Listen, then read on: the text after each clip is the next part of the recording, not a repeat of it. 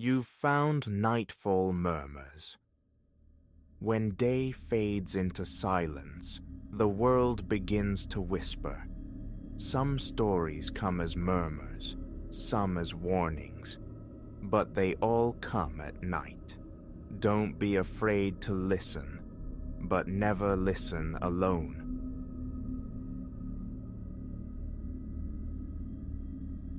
Silence, thick and sterile, draped the hospital corridor, broken only by the metronomic sigh of a distant ventilator. My watch face glowed. 2:37 a.m. Hours yet stretched before the relief of dawn. It was then I saw her, a silhouette poised at the hallway's terminus, her standard issue gown fluttering as if caressed by a wind that couldn't possibly exist. Not here, not in this hermetically sealed ward, a floor surrendered to dust sheets and disuse for months. 5 years I'd walked these halls as Alara Vance, night nurse at St. Jude's General. I carried the quiet pride of the seasoned, the one who'd witnessed the frantic ballet of resuscitation, weathered the lunar tides of human strangeness, even corralled the occasional wanderer from psychiatry. None of it, however, had sculpted me for the contours of this particular night. It began unremarkably. Rounds completed, patients accounted for, the familiar ritual of lukewarm coffee at the nursing station. Sector 3 North slumbered, holding just 3 souls, all blessedly stable, adrift in sleep. I was immersed in the quiet liturgy of charting when the atmosphere shifted. A peculiar density invaded the air, a prickling charge that lifted the fine hairs along my forearms, like the prelude to an electrical storm. Yet the windows framed only a placid, star-strewn canvas. And then, the first flicker at the edge of vision, that pale shape dissolving into the shadows at the corridor's far reach. I pivoted, seeking confirmation, but found only empty space. Fatigue, I reasoned, compounded by caffeine's jittery hand. Still, a knot tightened low in my belly, an instinct honed by years of vigilance. Another round, I decided, if only to appease the rising disquiet. Past room, 301, Mr. Albright, a gentle rumble of snores. Past 302, Mrs. Dubois, tethered to the steady hiss of her oxygen concentrator. And 303, my breath caught. The bed yawned open, a landscape of rumpled linen, its occupant vanished. A cold spike drove through me. The bathroom, empty. Heart hammering, I spun back towards the station, mind already formulating the code yellow alert. But reaching for the intercom, I saw her again. She stood precisely where our functioning ward bled into the abandoned wing, her back a fragile curve against the deeper darkness beyond. Dark hair cascaded over slender shoulders. "Excuse me?" My voice fractured the stillness, sounding alien and overloud. "You shouldn't be up. Can I help you find your way back?" No stir, no acknowledgement, only that unnerving stillness. A tremor traced its path down my spine, but duty asserted itself. This was a disoriented patient needing guidance. I advanced, each step echoing on the polished vinyl. "Ma'am?" I tried again, closing the distance. "Are you feeling all right?" Silence persisted. Mere feet separated us now. I extended a hand, aiming for the reassuring weight of a shoulder, and my fingers met. Nothing. Less than nothing. An icy void where substance should have been. I recoiled, stumbling, a gasp tearing from my throat. The figure turned, glacially slow, unveiling a young woman's face. Her skin possessed a moonlit translucence, but her eyes Her eyes were twin pools of absolute night, absorbing all light, reflecting nothing. Her mouth opened, not for speech, but releasing a low, ululating moan that seemed to vibrate in my very bones. Overhead, the fluorescent light stuttered violently as a wave of profound cold washed through me. I fled. Shame prickles even now, but in that instant, training evaporated, protocols dissolved, instinct screamed. Back at the sanctuary of the nurses' station, breath ragged, I snatched the phone, fumbling the security extension with trembling fingers. "Ilara Vance, 3 North," I gasped when the line connected. "Requesting immediate backup. There's an unauthorized presence on the floor." "Unauthorized?" The guard's voice held a weary skepticism. "You sure it isn't just one of your patients, nurse?" "No," I insisted, the word tight and reedy. "It's something else. Please, just come." Disconnecting, I risked a glance down the corridor, half expecting the spectral form to be hovering at my elbow. Empty. Yet the oppressive weight in the air remained, thick and expectant. Deep breaths, I coached myself, grappling for composure, a logical explanation, extreme exhaustion, hallucination, an elaborate, cruel prank. But a deeper certainty resonated. What I had encountered defied natural law. The elevator chimed, delivering 2 uniformed guards. I relayed the encounter, omitting the detail of my hand passing through the apparition. Even panicked, I recognized the threshold of credibility. "Okay, Nurse Vance," the senior guard said, his brow furrowed with concern. "We'll check it out thoroughly. You stay put. Radio us if you see anything at all." Relief warred with residual terror as their flashlight beams sliced into the shadows down the hall. I wasn't alone, but the minutes stretched, elongating into an unnerving stillness. The floor wasn't vast, their sweep should have concluded. Just as I reached for the radio, darkness slammed down, absolute and suffocating. Not just the main lights, everything. Even the emergency backups remained stubbornly inert. Only the faint spectral luminescence of the computer monitors offered any reprieve. And through the sudden, profound blackness, I heard them, footsteps approaching from the direction of the closed wing. Not the solid clump of boots, but a whisper-like scuffing, ethereal and unsteady.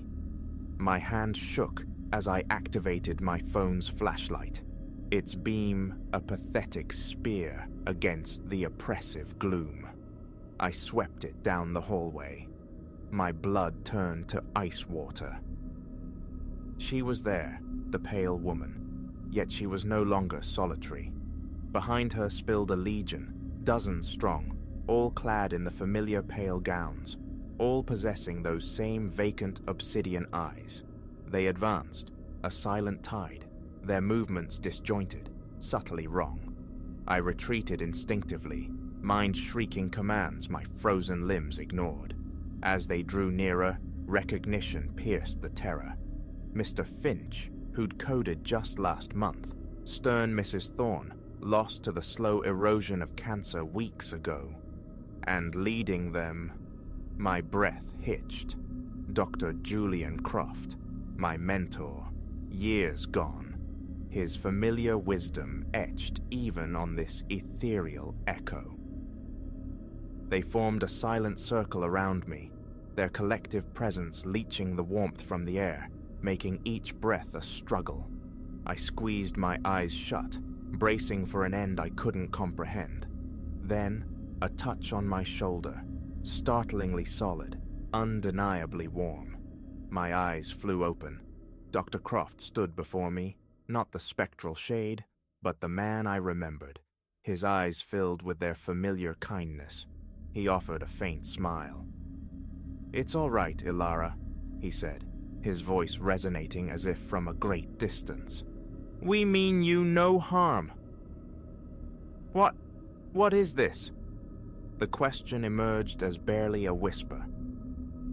"A thinning," he replied, his gaze sweeping over the silent assembly. "The veil phrase. Once a year, on this night, the membrane between worlds grows porous. We may step across briefly." "But why?"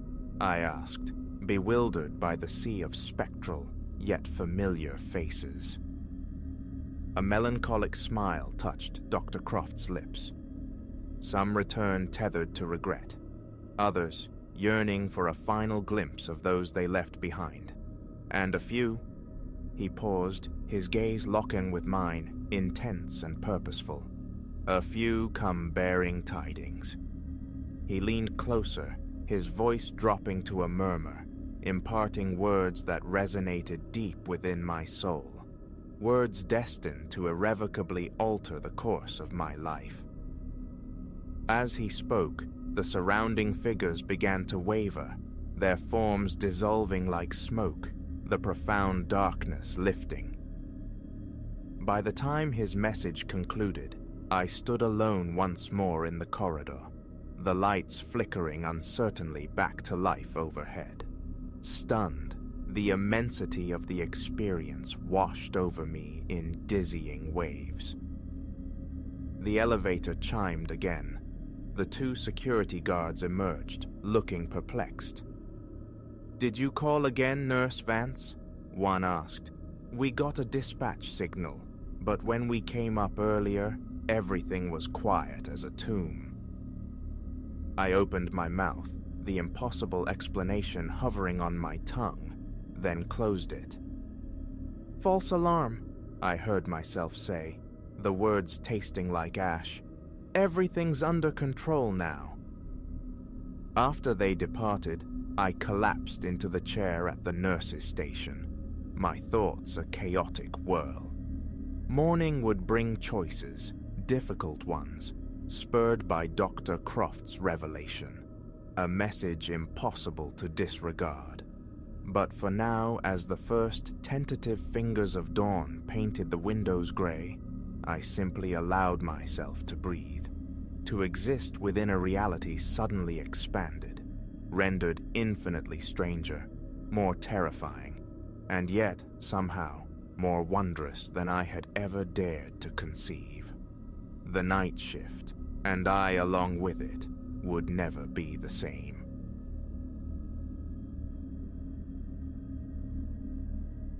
The city sweltered the afternoon. I hauled my existence into that antiquated apartment, rivulets of sweat charting paths down my temples as suitcases groaned across the scarred parquet. An immediate presence, thick and cloying, met me at the threshold. The scent of time itself, perhaps, woven from dust, dormant mildew, and the weeping sighs of old plaster. A negligible price, I reasoned, for the cheap rent and the pulse of downtown just beyond the grimy windows. My initial survey catalogued the expected flaws: hairline fractures spidering across walls, paint peeling like sunburnt skin near the ceiling, bedroom floorboards bowed with age. Nothing screamed anomaly in a structure breathing the dust of decades. Belongings found their niches, a corner surrendered to my computer altar, and the musty air became a detail to be consciously ignored. Relaxation, however brief, was the immediate goal. Later, stillness fractured by a sound, a faint, dry scritch emanating from the living room. I halted mid-hallway, breath held captive, listening. Silence reclaimed the space. Entering the living room, where drawn curtains painted the air in shades of twilight, I perceived an anomaly on the far wall, a shadow deeper than the ambient gloom that seemed to flinch, to retract as I crossed the threshold. A trick of the light, surely, refracted through the grimy panes from the street below. Moving day jitters, I told myself, dismissing the flicker of unease. Sleep proved elusive that first night, the apartment's profound quietude somehow more jarring than noise. Only the relentless metronome of a dripping faucet in the bathroom punctuated the silence, each droplet a tiny hammer against porcelain. I rose, navigated the dark, and wrestled the tap into submission. Turning, a shape imprinted itself on the periphery, an indistinct silhouette limned against the doorframe, hovering just beyond my shoulder. A gasp escaped me. My hand slapped the light switch, flooding the narrow hall with sterile brilliance. Empty. Adrenaline ignited, a cold fire spreading through my limbs, my breathing shallow and quick. Exhaustion, I insisted inwardly. Just sheer, bone-deep exhaustion. The subsequent week unfolded to a subtle symphony of disquiet. Featherlight rappings from within the walls, sudden sharp creaks slicing through the hallway's stillness, inexplicable clicks near the baseboards. A methodical hunt for pests commenced, room by room. No telltale droppings, no shredded detritus. The landlord, Elias Vance, had mumbled about the building's venerable age, but offered no warnings of rodent infestations. One late afternoon, kneeling to scrub the kitchen linoleum, a susurrus brushed my ear. So faint, it hovered below the audible spectrum, less a sound than the idea of a voice, originating just behind me. I spun around. Nothing. The fine hairs on my arms prickled erect. My pulse became a frantic drummer against my ribs. A draft, I rationalized. The wind sighing through a loose window frame. Ghosts were never my currency. Haunted houses belonged in brittle paperbacks, not reality. Logic, science, those were the solid grounds I stood upon. Yet an undeniable wrongness permeated this place, a dissonant chord vibrating beneath the surface of the mundane. At unguarded moments, a fleeting darkness would slip through a doorway in my peripheral vision, or a shadow would writhe across a wall despite my solitary presence. Each instance constricted my chest, sending me on frantic scans of corners and crevices, searching for an intruder. Had someone else retained a key? Prudence dictated changing the lock, a futile gesture. The noises persisted. The shadows lingered. Busyness became my shield. I organized, erected shelves, rearranged furniture, imposing order on the chaos I felt brewing. Hammering a nail one afternoon, a distinct chill, localized and unnatural, swept past my left side. No window stood open. The air conditioning remained dormant. Hammer poised mid-air. I froze, muscles locking, breath suspended. The cold spot clung for a heartbeat, then dissipated as abruptly as it arrived. I finished the task, setting the hammer down with hands that trembled slightly, noticing perspiration beading on my brow despite the day's mildness. Nights were the crucible. Around the witching hour, low, resonant thuds would commence, like fists drumming softly against the inner partitions of the walls. Sometimes, the television's artificial chatter offered a bulwark, but often it only amplified the surrounding silence, making me hyper-aware of movement flickering at the edges of sight. Once, investigating a shuffle just outside my bedroom door, I approached with caution. Hand hovering over the knob, I took a deep breath and swung the door open. The hallway stretched vacant under the stark overhead light I'd switched on. My arms felt heavy, my fingertips tingling with trapped tension. "Hello?" I whispered into the void. Only silence answered. Driven by a restless curiosity, I explored the small storage closet tucked away at the hall's end one evening. A single naked bulb cast a sickly yellow glow upon walls stained deeper, older. Inside, a derelict chair, crumbling cardboard boxes layered thick with dust. Sifting through the debris, unearthed yellowed newspapers, brittle relics from bygone decades. No screaming headlines, no hints of tragedy, no evidence of squatters either. The door locked securely from within. Then, without preamble, the bulb overhead sputtered, flickered violently, and died. Plunged into absolute darkness, save for the thin beam of my phone's flashlight, panic seized my chest. I fumbled, thumb sliding frantically across the screen. Light flared, sweeping the small space. And there, or so I thought, a dense knot of blackness crouched near the far corner, a featureless void against the dusty wall. I recoiled, heart slamming against my ribs. As the beam fixed upon it, the shape dissolved, melting back into the ambient shadows. I fled the closet without a backward glance. In the days that followed, rationality fought a losing battle. Exhaustion, stress, the power of suggestion in a creaky old place. I cycled through explanations. Yet the pervasive sensation of being watched gnawed relentlessly. Brushing my teeth, I'd feel unseen eyes on my back. Rinsing, I'd catch a flicker of motion in the mirror's reflection, just behind me. A swift turn revealed only the blank wall, the slightly ajar bathroom door. My pulse would race, a frantic bird trapped in my chest, leaving my arms momentarily numb. Sleeping with the lights ablaze became a brief, failed experiment.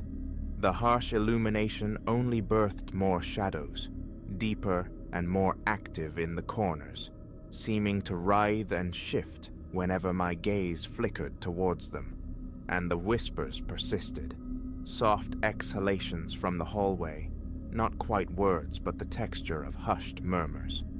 I'd rise, press my ear to the cool wood of the door, straining to decipher. Nothing intelligible ever emerged, only the potent feeling of presence on the other side. Eventually, I stopped opening the door to the whispers, simply standing there, breathing raggedly, until the sound faded back into the apartment's uneasy quiet. I invited Leo over one Saturday, hoping for external validation or perhaps dismissal. He surveyed the apartment, cracked jokes about its cinematic potential for horror, but reported no spectral encounters. He heard no taps, saw no fleeting shadows. He shrugged, attributing my unease to fatigue. Yet I caught him glancing towards the ceiling corners more than once. He mentioned a peculiar draft, raising goose flesh on his arms, blaming faulty insulation. His departure left me paradoxically relieved. I wasn't entirely fabricating the oddities, yet unresolved. That night, the noises and shadows returned, punctual as ever. Sometimes, lying in bed, a scraping sound would rise from beneath the floorboards, distinct, like fingernails being dragged slowly across rough wood. The first time, I bolted upright, flicking on the lamp, standing exposed in my sleep shorts, straining to pinpoint the source. It lasted mere seconds, then ceased utterly, leaving only the ringing silence and the thrum of my own blood in my ears. Stamping a foot on the spot yielded no echo, no response. I crawled back beneath the covers, eyes wide, staring sightlessly at the textured ceiling. My anchor to reality began to fray. Was this space truly mine, truly safe? Minutiae became magnified. The inexplicable plunge in the bedroom's temperature, late at night, lasting only minutes, finding the closet door ajar when I distinctly recalled securing it. One morning, my keys lay starkly on the kitchen counter, migrated from their usual hook by the door. Try as I might, I couldn't conjure the memory of moving them. By the third week, a permanent tension resided in my neck and shoulders. Appetite waned. I took to wandering the city streets at odd hours, seeking refuge in the anonymity of crowds, the glare of streetlights, the mundane thrum of traffic, lingering in coffee shops until closing time became routine, delaying the inevitable return. Around 2 one morning, adrift on the couch between wakefulness and sleep, a definitive knock echoed from the living room wall. 3 distinct raps, like knuckles against plaster. I surged to my feet, marched to the spot, pressed my ear flat against the cool surface. My heartbeat hammered a frantic rhythm in my skull. I knocked back 3 times. Silence. Turning away, a single, sharp knock sounded precisely where my ear had been moments before. I spun, stumbling slightly, breath lodging in my throat. A glacial chill radiated across my shoulders. "Who's there?" The words emerged low, trembling. No reply. After that night, a small lamp burned perpetually in the hallway. My bedroom door left slightly ajar, a fragile truce with the encroaching dark. The shadows seemed fewer, or perhaps just less bold, but the sense of them remained. Leaving for work each morning brought a profound, almost giddy relief, an escape into the comforting normality of colleagues and fluorescent lights. Excuses to stay late at the office multiplied. Project deadlines became convenient shields against returning home before absolute necessity dictated. One Thursday evening, frayed nerves reached their limit. I called Vance, the landlord, seeking history, reassurance, anything. His voice crackled with impatience at my inquiries about prior tenants or unusual occurrences. "It's an old building," he repeated, a mantra of dismissal. "Small noises are part of the charm." He flatly denied any knowledge of supernatural reports. Reluctantly, he granted permission to inspect the basement, providing a tarnished key and a curt instruction to be brief. Flashlight cleaving the subterranean gloom, I descended into cold, damp air, thick with the smell of earth and decay. Concrete walls wept patches of mold. Dust motes danced like phantoms in the beam. Amidst rusted pipes and forgotten boxes, I found nothing tangible, yet the oppressive feeling of being observed, of a presence just behind me, never abated. Every few seconds, I'd whirl around, heart leaping, flashlight beam, slicing through empty, stagnant air. 10 minutes felt like an eternity before I retreated back to the relative familiarity of my own haunted floor. That night, seeking solace in a book on the couch, the living room lamp began an intermittent flicker. Soft phantom footsteps paced the floor overhead. Impossible, as the unit above was supposedly vacant. Vance's assurances felt increasingly thin. Near midnight, the distinct groan of a door creaking open echoed from the hallway. Rising silently, I crept to my apartment door, peering through the fisheye lens of the peephole. The corridor outside was empty, bathed in the wan security light. Then, the whisper returned, impossibly close, seemingly emanating from the very woods separating me from the hall. A visceral jolt shot through me, buckling my knees. My pulse hammered violently. My hands shook uncontrollably. I stumbled back, mouth parched, standing frozen for an immeasurable time, waiting for the sound to cease. Eventually, blessed silence returned. Almost a month has passed within these walls. The shadows still play tricks in my peripheral sight. The whispers surface at unpredictable intervals. The pragmatist in me clings to the low rent, the prime location, repeating the litany. It's stress, it's imagination, but the tension coiled in my muscles argues otherwise. My shoulders perpetually ache. My stomach clenches at every random shuffle, every creak of settling timber. Sleep remains a fractured landscape, punctuated by knocks, clicks, and the occasional breathy murmur near my bedside. I wish I could report a discovery, a tidy explanation. I cannot. My days involve restless patrols of the apartment, flicking lights on and off, hoping to catch something. Nothing solid manifests, no face resolves from the gloom, but the movement persists, and sometimes the touch, a fleeting pressure against my arm, my neck, like the brush of cool, intangible fingers. In those moments, my vision momentarily swims, my breath hitches. Am I fracturing, or is something truly here, indifferent to the laws of physics I once held absolute? My phone is now a constant companion, a talisman. Part of me craves to record the sounds, capture proof. Yet the thought of playing back a disembodied whisper, of giving it permanence, tightens my gut with a specific dread.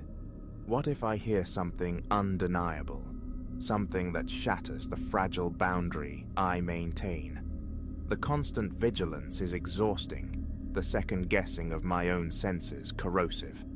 Still, a morbid fascination lingers, the unsettling allure of a reality potentially wider, stranger than textbooks allow. Tonight finds me on the couch once more, committing this to screen, an exorcism of sorts. The lamp beside me burns steady. The kitchen yawns dark. The bathroom door is firmly shut. A hoodie wards off a localized chill that settles around my arms. Every creak is amplified. Every sigh of the building registers. My gaze repeatedly drifts to the hallway mouth, anticipating that sliver of moving darkness. The refrigerator's hum makes my heart leap. The air conditioner cycling on draws my muscles taut. No whispers yet, but the night is young, and experience has taught me patience. How much longer I can remain is uncertain. This place is grinding me down, eroding my skepticism layer by painful layer. I still yearn for a rational cause, archaic plumbing, faulty wiring, a mind overwrought. But alone in the deep hours, when the city outside finally quietens, the hairs on my neck prickle. Those fleeting shapes coalesce in the corners. The gentle tick-tick-ticking resumes within the walls.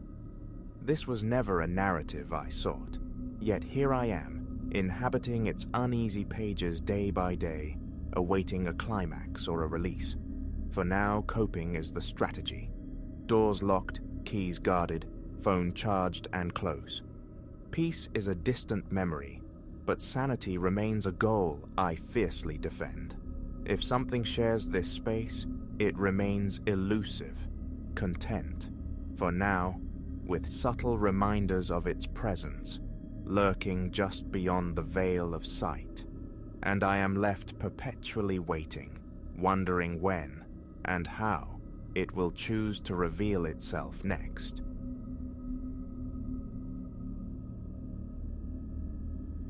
The first time the figure coalesced at the edge of my vision, stepping onto the subway platform, I registered him merely as another late-night silhouette against the sickly fluorescent glare. But by the third lurching stop of the train, his continued presence, static and watchful across the aisle, sent a tremor of ice through my veins.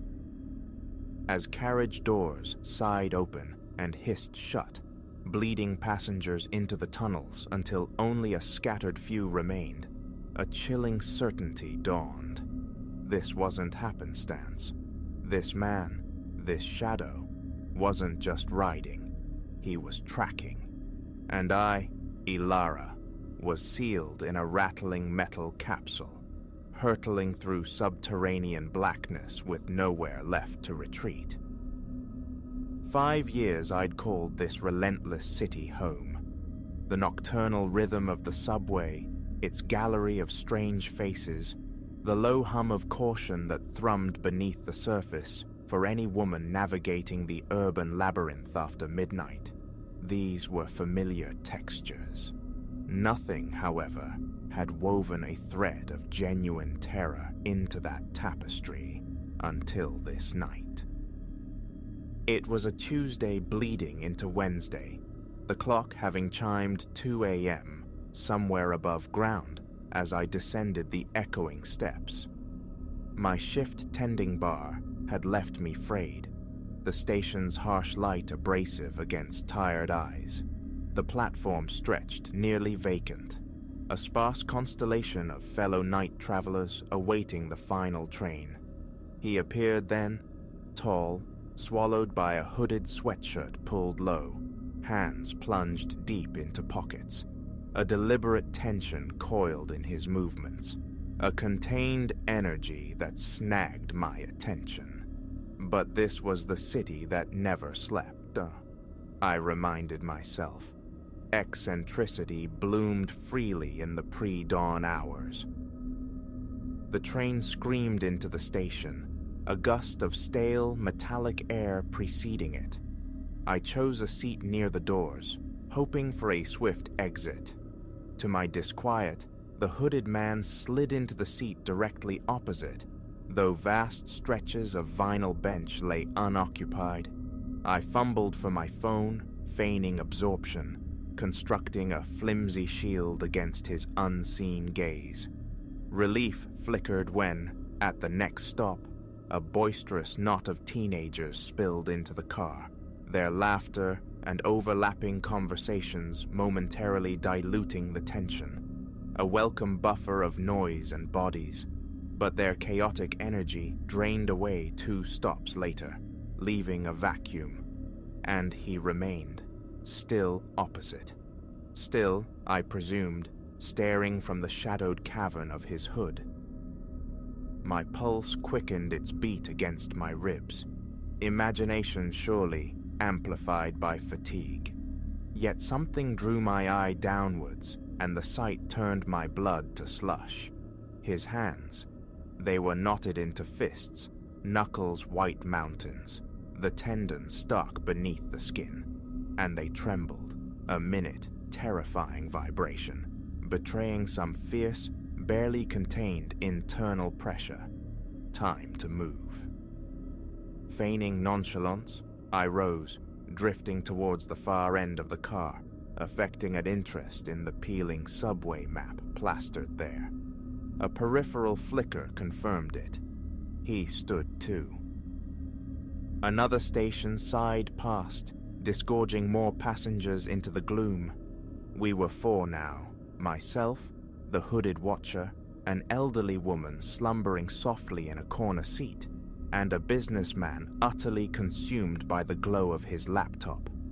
Panic began its insidious crawl up my throat.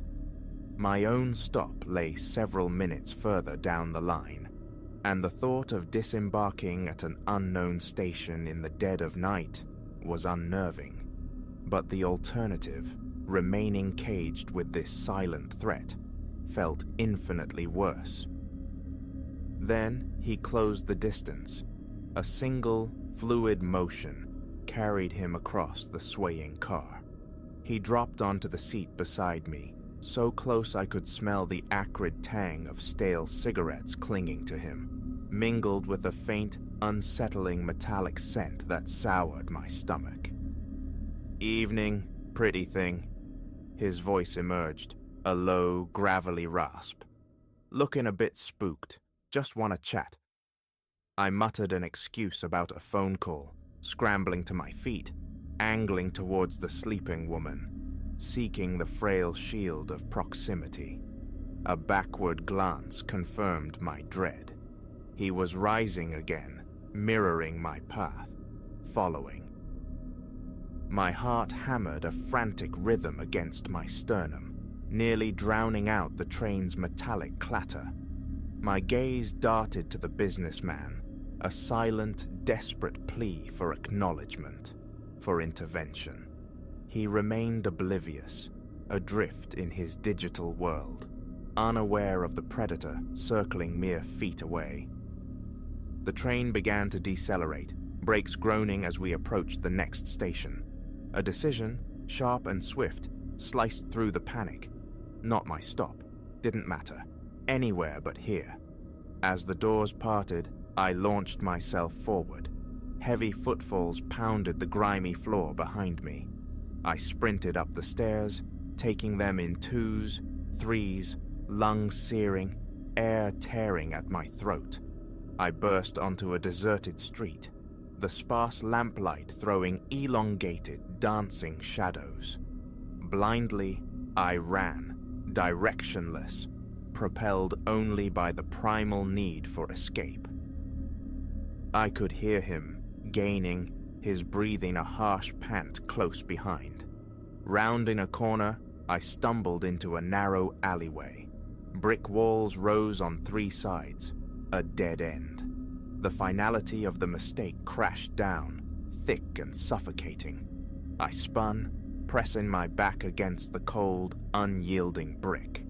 The figure in the hoodie stood silhouetted at the alley's mouth, his face finally illuminated by the merciless glare of a security floodlight. His eyes were wide, frantic, a terrible, stretched grin distorting his features. "Gotcha now, pretty thing," he rasped, taking a deliberate step forward. "Nowhere left to run." In that instant, something fractured within me. The fear that had held me rigid didn't vanish, but transmuted, morphing into a blinding white-hot rage. Tired, so utterly tired of being afraid, of feeling like prey, of men like him who moved through the world believing they had the right. As his hand reached, instinct took over. My knee drove upwards, a sharp, brutal impact connecting squarely with his groin. A choked grunt escaped him as he buckled. Seizing the momentary advantage, I shoved with all my strength, sending him staggering back against the opposite wall. Then I fled. I ran with a ferocity I hadn't known I possessed, adrenaline forging wings on my heels. I didn't stop, didn't dare look back, until the warm glow of a 24-hour diner spilled onto the sidewalk at a busy intersection, a beacon in the desolate urban landscape. I burst through the doors, breath tearing raggedly from my lungs. The waitress behind the counter took one look at my wild eyes and heaving chest, wordlessly guided me to a booth and slid a glass of water across the formica. "Need me to call the cops, honey?" she asked gently. I could only nod, my hand trembling violently as I lifted the glass. While she spoke quietly into the phone, the dam finally broke, the full weight of the night's horror crashing over me in shuddering waves. The police were swift, their presence a solid, grounding reality. They took my statement, their questions calm and measured, and offered an escort home. Patrols, they promised, would be increased. The days that followed were fractured, steeped in residual fear. Every unexpected shadow sent jolts through my system. Every unfamiliar face on the street felt like a potential echo of the Watcher. The subway became unthinkable, replaced by expensive taxis and ride-shares that bled my already tight budget. But beneath the receding tide of shock, a different current gained strength, resolve. This would not break me. This would not dictate the map of my life. I enrolled in a self-defense course, its movements awkward at first, then empowering. I bought a personal alarm, its shrill potential a small comfort. I reached out, weaving a network with other women in my building, creating a buddy system for late commutes. My silence broke too. I became an advocate, sharing the raw edges of my story, demanding better safeguards for those navigating the city's arteries after dark. Community meetings, letters to officials, a burgeoning online campaign, my voice joined a growing chorus. Slowly, incrementally, change began to manifest. Brighter lights bloomed in the station depths, supplemented by the unblinking eyes of new security cameras. An app emerged, offering a discreet lifeline for commuters feeling threatened. More uniforms began to appear on the late-night platforms and carriages. Eventually, I returned to the underground pulse of the city.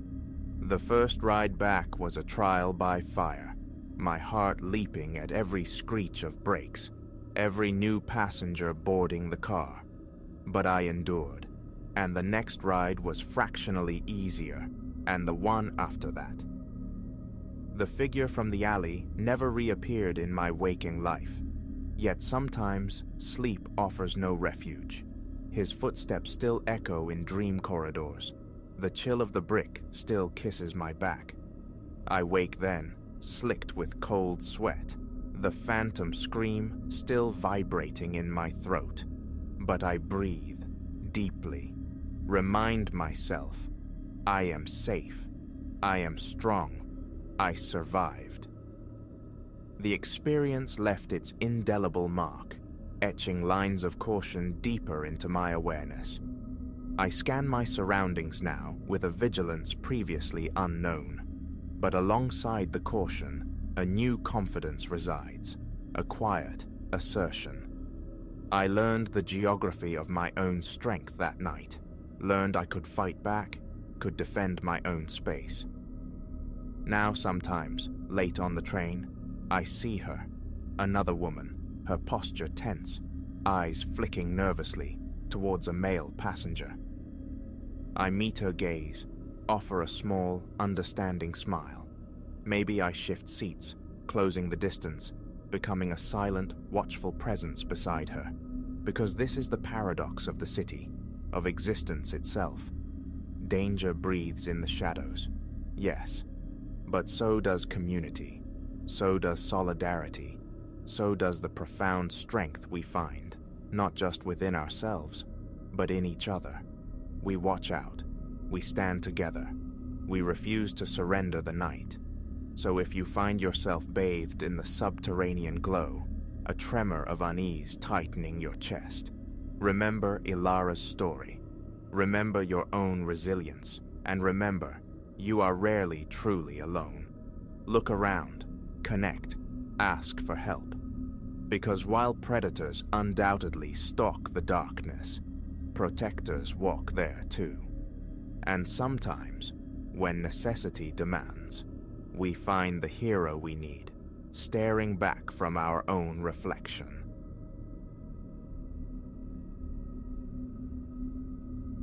Silence was supposed to reign. That telephone, an obsidian relic disconnected and inert, had no business shattering the pre-dawn stillness of my office. Every cable, every conceivable tether to the outside world, I had meticulously severed before surrendering to exhaustion in my armchair. I'd even tested the hefty rotary dial, ensuring its immobility. Yet, precisely as the clock struck 2, a strident metallic clang, a sound dredged from some scratchy celluloid past, assaulted the quiet. It wasn't merely loud, it was invasive. The jolt threw me from my shallow doze, heart hammering a frantic rhythm against my ribs. I remained frozen, eyes fixed across the room where the instrument squatted beneath the weak, solitary glow of the desk lamp by the window, waiting for the cessation that never came. My legs, unsteady things, carried me across the floorboards. A parched tightness seized my throat. I realized I was holding my breath. Finally reaching it, I lifted the cold weight of the receiver. Static hissed in my ear, a sound like crumbling paper. Initially, a faulty connection seemed plausible, a phantom signal. But then, woven within the electronic snow, a definite cadence emerged. Breathing. Heavy, uneven gasps, as if someone struggled against the very act of speech, yet couldn't maintain utter silence. I waited, the thudding in my chest, a counterpoint to the disembodied respiration. Seconds stretched taut. A prickling sensation crawled across my scalp just before it happened.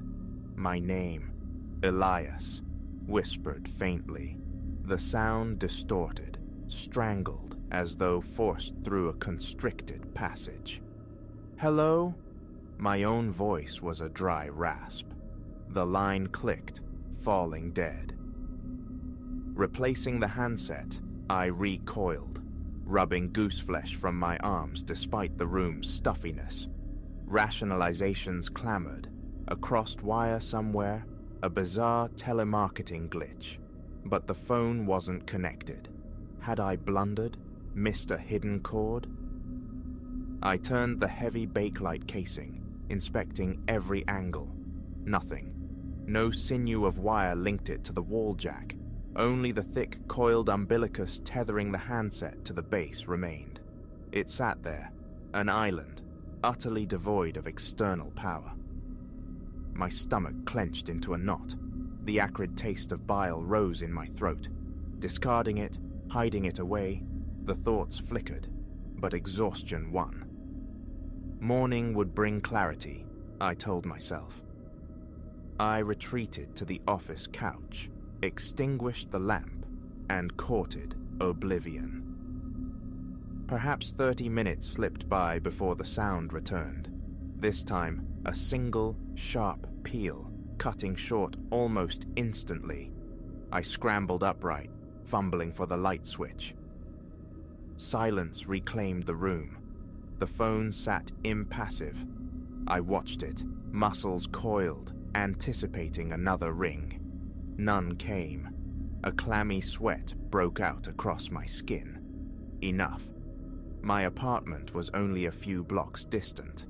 Locking the office door behind me, I fled into the night, deliberately pushing the incident from my thoughts. Early the next morning, I returned, determined to dissect the mystery. The phone, an heirloom from my grandfather's dusty estate, usually served as mere vintage decor, a conversation piece. Paranoia, I reasoned, sleep deprivation, conjuring auditory phantoms. Yet the chilling reality of that ragged breathing lingered. Flipping the device, I located the small underside panel and pried it open. Dust motes danced in the air. Inside, aged wiring, frayed at the edges, lay dormant. No hidden battery, no modern trickery, just antiquated mechanical components, utterly lifeless. I spun the rotary dial. Its familiar soft clicks echoed reassuringly. Replacing the panel, I resolved to ignore the inexplicable. That night found me back in the office, immersed in a project demanding solitude. A perfect test, I thought grimly. I double-checked the lack of connection, even relocating the phone to a shadowed corner by the filing cabinets. Midnight passed, coffee brewed, documents rustled under my scrutiny. For hours, the artifact remained silent. Then, as 2 a.m. approached, it erupted. The metallic clamor reverberated, seeming to vibrate within my very skull. My palms grew slick. Rising, I traversed the room, lifted the receiver. Static, thick and consuming. Then, the whisper, insidious. "Elias." I nearly dropped the handset. "Who is this?" The words fractured as I spoke. More whispers followed, fragmented phrases I strained to decipher. Something about a place. Dim lights, slick, wet floors. The word corridor surfaced, and icy tendrils traced my spine. Nightmares I'd never shared featured such a place, an endless passage lit by sputtering bulbs. The disembodied voice murmured of dripping sounds, walls blooming with mold, an odor like rotted timber, details ripped directly from my private terrors. Breath hitched in my chest, my temples throbbed. "Stop!" I slammed the receiver down, turning to brace my trembling hands against the desk. My legs felt like water. Sleep here was impossible. I left, reaching home only to lie awake, staring into the darkness for hours. The following morning, another inspection. This time I went further, unscrewing the handset itself, removing the internal speaker and microphone components. I secreted them in separate drawers. The phone's base I swaddled in a thick towel and buried deep within a locked filing cabinet drawer. All day, I battled the rising tide of fear with logic. Sleep deprivation, a latent power source I'd missed. Simple, explainable phenomena. But the unease persisted. Work necessitated another late night. I forced myself to focus, pushing the phone from my mind. Around 1:30 a.m., a faint scratching emanated from the filing cabinet. My heart lurched. I ignored it, eyes glued to my screen. The scratching intensified, metal grating against metal. Hands shaking, I rose, unlocked the cabinet, and pulled open the bottom drawer. The towel lay discarded.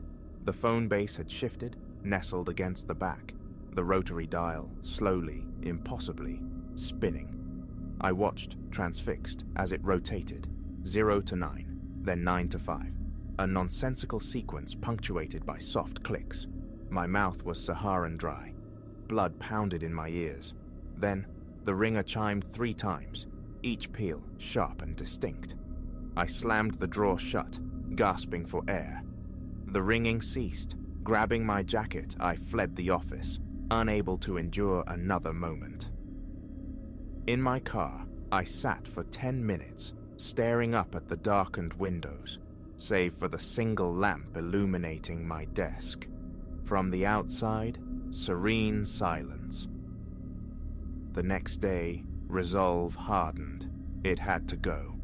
Retrieving the phone from its metal prison, I stuffed it into a cardboard box and carried it outside. The dumpster behind the building awaited. A sense of profound unease accompanied the act, but I pushed it down. Enough was enough. Lifting the heavy lid, I tossed the box in. The dull thud as it landed felt like a release. That evening, I stayed home, seeking solace in the mundane flicker of the television. Around midnight, my mobile phone buzzed. Unknown number. A jolt of pure anxiety shot through me. Decline. Minutes later, it buzzed again. Same number. Silenced. Then, a text message notification. Just my name. Elias. My chest constricted, nausea surged. Another text arrived, containing fragmented phrases. Corridor, dripping water. The same spectral vocabulary from the static-laden calls. Powering off my phone, I sat trembling in the dark, sleep a distant country. Morning brought the reluctant return to the office. No sign of the phone. A fragile tendril of relief unfurled. I attempted work, but concentration was a phantom limb. Around lunchtime, my gaze drifted towards the desk. It was there, sitting in its accustomed spot, naked, unboxed. My stomach plummeted. Hesitantly, I approached, reached out. The same cold bakelite. I turned it over. The base was smeared with grime, unmistakable refuse from its dumpster sojourn. I had thrown it away. It had returned. One final, desperate measure. Complete disassembly. Armed with a small screwdriver, I meticulously dismantled it. Screws yielded, the bottom panel came away, the bell assembly was extracted, the rotary mechanism carefully pulled apart. Each component I laid out on a cloth across my desk. Rusty, mundane pieces of metal and plastic.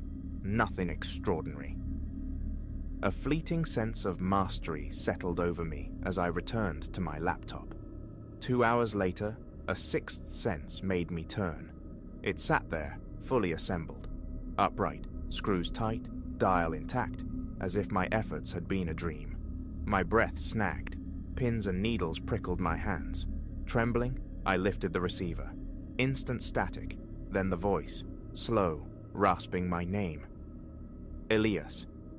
It spoke of places I'd never visited, yet described with uncanny precision. A house with cracked window panes, a parlor crammed with spectral furniture, a dusty chandelier hanging precariously, a specific floorboard splintered just so. Visions bloomed unwanted in my mind. The voice detailed the scent of damp velvet curtains, the feel of a chill draft snaking around ankles. Nausea churned. I slammed the receiver down, breath coming in shallow gasps. The ensuing days descended into a waking nightmare. The phone rang at erratic intervals. Ignoring it only intensified the assault. The dial would spin manically, clicking like restless bones, or the ringer would persist, louder, longer, until it felt like it was resonating inside my own skull. Answering brought either ear-splitting static or the quiet, insidious whispers, now delving deeper into my psyche, recounting my corridor nightmare with chilling accuracy.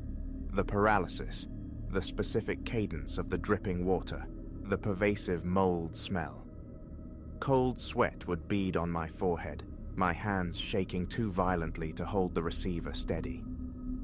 I tried locking it in the hallway storage room. Minutes later, it would ring from my desk.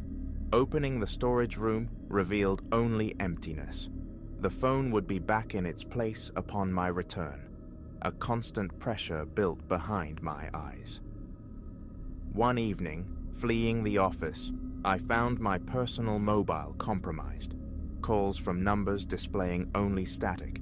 Texts filled with random symbols interspersed with recurring words. Corridor, water, Elias. My heart hammered against my ribs. My head throbbed relentlessly. I shut the device off, retreating into darkness, shaky and utterly spent. Who could I tell? The absurdity, the sheer impossibility of it, sealed my lips. This old phone, it rings itself, whispers my nightmares. Madness. Subtle changes permeated the office environment. A distinct chill clung to the air around the desk. Overhead, fluorescent lights began to flicker intermittently. Faint clicking sounds punctuated the late-night silence. Sometimes, a single ring, abruptly cut off, would be followed by the distinct impression of footsteps receding down the empty hallway.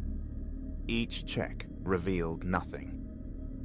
My nerves frayed, I became jumpy, my speech hesitant. Colleagues noted my pallor. Working too hard, I'd murmur. Every night, the 2 a.m. ritual continued. Static, the voice. Elias. Each call unveiled a new fragment of some unseen, decaying place, described with a reality that felt tactile. I could almost smell the damp plaster, feel the oppressive chill.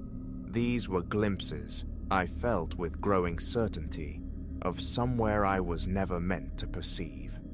A second attempt at disassembly proved futile. It reassembled itself again. Burying it under files was useless. Its ring pierced through. I drove it across town, abandoned it in a grimy alley. Upon returning to the office, it sat on my desk, bearing fresh streaks of filth like a trophy. My chest remained perpetually tight. Eating became difficult. My throat felt constricted. Hours were lost simply staring at it, waiting. Sometimes the dial spun silently, faint clicks crawling under my skin. Other times, a soft, tentative ding from the bell. Then silence. I caught myself whispering stop, even when it sat dormant. A terrifying conviction began to dawn. The calls were merely a prelude. The voice on the line started sounding, closer, less distant. Picking up the receiver, the breathing felt immediate, intimate, as if originating inches from my ear. A phantom breeze would stir the hair near my temple. More than once I spun around, convinced someone stood directly behind me. Always emptiness.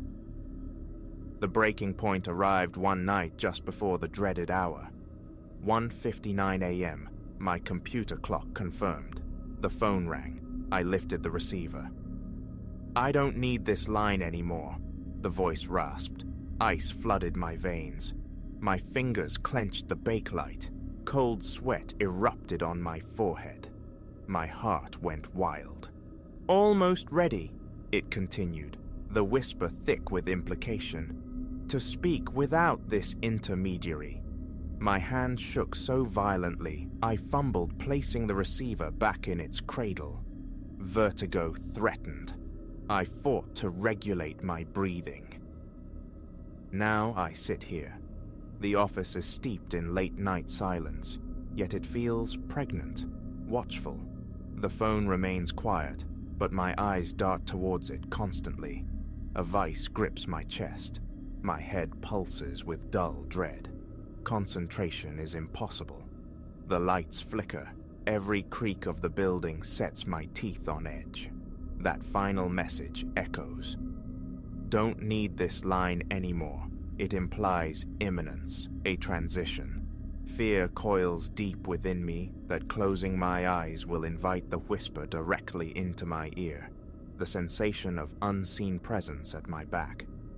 Home offers no sanctuary. This office, no refuge. Trapped, every buzz of my silenced mobile makes me jump. Every minuscule click from the obsidian thing on my desk sends a fresh wave of cold sweat down my spine. I am simply waiting, staring at the impassive rotary dial. It is 1 minute shy of 2. My hands tremble above the keyboard. The phone is still. I brace myself, not for the ring, but for what comes after. A voice in the shadows. A whisper beside me. Footsteps near the window. There is no recourse, no escape. Any second now, the silence might break, not with a clang, but with a presence, and I can feel it gathering, feel my own sanity fraying, knowing that moment is rushing towards me, unstoppable.